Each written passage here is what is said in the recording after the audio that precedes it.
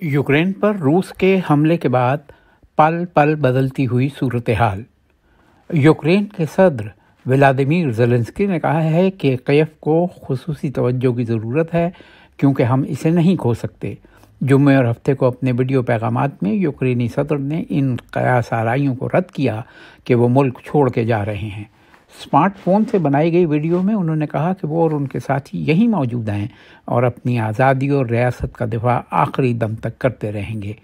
یوکرینی صدر کا یہ بیان ایسے وقت میں سامنے آیا ہے جب روسی اور یوکرینی فوج کے درمیان دارالحکومت کیف میں بعض جگہوں پر دست بدست لڑائی بھی جاری ہے۔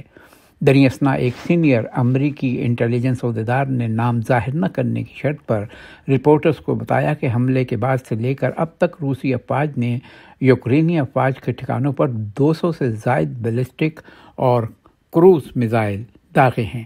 امریکی انٹیلیجنس عہدیدار کا کہنا تھا کہ اس کے باوجود روس کا فوجی آپریشن تیزی کے ساتھ آگے نہیں بڑھ رہا جس کی روسی حکام کو امید تھی۔ ان کا کہنا تھا کہ روسی افواج نے کچھ مومنٹم کھو دیا ہے اور انہیں توقعات سے زیادہ مزاحمت کا سامنا ہے۔ اب بھی یوکرینی حکومت کا کمانڈ اینڈ کنٹرول سسٹم برقرار ہے۔ روس نے یوکرین میں جہریت کے خلاف اقوام متحدہ کی سیکورٹی کونسل میں پیش ہونے والی قرارداد کو ویٹو کر دیا ہے۔ یہ قرارداد امریکہ اور البانیہ کی جانب سے ڈرافٹ کی گئی تھی جس کے حق میں سیکورٹی کونسل کے 15 میں سے 11 ارکان نے ووٹ دیے۔ بھارت، چین اور متحدہ عرب امارات نے ووٹنگ میں حصہ نہیں لیا۔